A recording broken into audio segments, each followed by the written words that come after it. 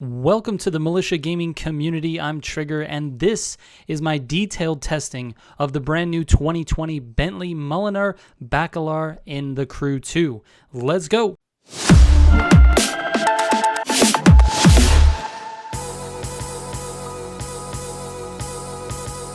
Alright, this 2020 Bentley Mulliner Bacalar is unlocked by getting to level 49 in the current Motorpass, in this season's Motorpass. Now, after this season's Motorpass is up, you should be able to buy this car. However, that is unknown at this point. This is a free reward, and you do not have to have the paid version of the Motorpass to get it. But I've worked my way through the Motorpass, I'm fully leveled out, and now I've got this brand new Bentley, and we're going to take it for some testing. So before I get into these test results, I want to explain a little bit about my testing methods to give you a little bit of context for this data. Before I test these cars, I run them through a few races to get a good feel for the handling for each one and to set up my pro settings. After that, I take the car through 2 races. For street race, I use the Sleeper and Detroit Interstate. I think that these 2 tracks have a great variety of the types of turns, shortcuts, curbs, and straightaways that you would find in the rest of the tracks, so they're very good test tracks. I'll race each track 2 to 3 times to get my best possible time with the car, and then that's the time that gets recorded onto my spreadsheet. If I make any driving errors, of course I restart the race. Additionally, I run these test tracks without NOS. My goal is to test the car's natural abilities without the help of nitrous. That also allows me to use parts that are not going to be helping the car in any way. Nitrous will only exaggerate these outcomes anyways, so we just leave it out for these tests. In addition to that, I test the car's straight line speed by timing how long it takes to get from a dead stop to a half a mile.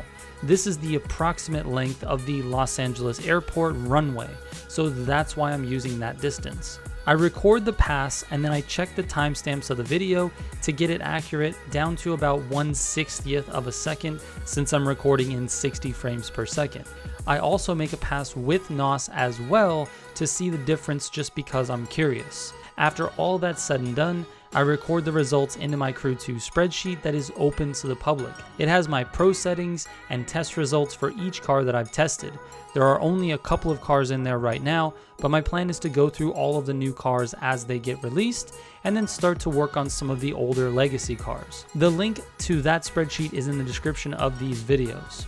Alright, let's get into the tests. First, let's take a look at the pro settings for the Bentley and the stats that it has.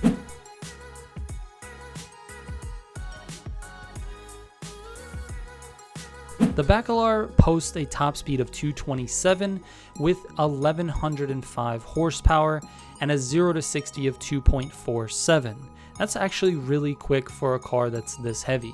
It does the quarter mile in 9.43 seconds, and it's got lateral Gs of 1.4, a brake distance from 60 to 0 of 17.1, and I've searched around for the weight, which I could find was 5,322 pounds. Now that weight makes this car have a power to weight ratio of about 20.76%. The higher that percentage, the better off you are. That means if you have a 30% power to weight ratio, that means your power is only 30% of what your weight is.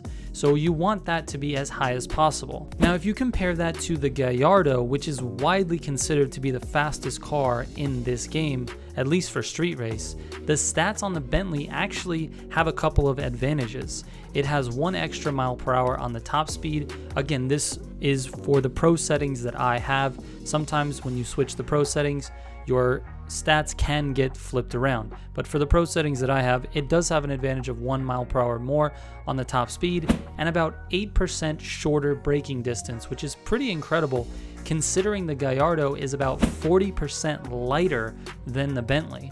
And because of this difference in weight, the Bentley has a 10% worse power to weight ratio, which usually indicates that it's going to be a slower car. But take a look at my times for the sleeper without using NOS. The Bentley runs it in 2 minutes 23.107 seconds, while the Gallardo manages it in 2 minutes 21.406 seconds, which is pretty close for such a heavy car. I was super surprised when I started testing this thing because I was expecting it to feel like a boat, but it actually feels surprisingly useful. Moving over to the Detroit Interstate test, the Bentley was able to run it in 2 minutes and 9.192 seconds, with the Gallardo not far ahead at 2 minutes and 8.224 seconds. Again, these are very surprising results. I did not expect this Bentley to be this fast. Next, I tested them in a straight line with and without the NOS. The Bentley finishes the half-mile test in 15.701 seconds without NOS and 13.434 seconds with NOS, which is almost neck and neck with the Gallardo, which runs those same exact tests in 15.667 seconds and 12.767 seconds respectively. Notice the time without the NOS is actually much closer than it is with the NOS.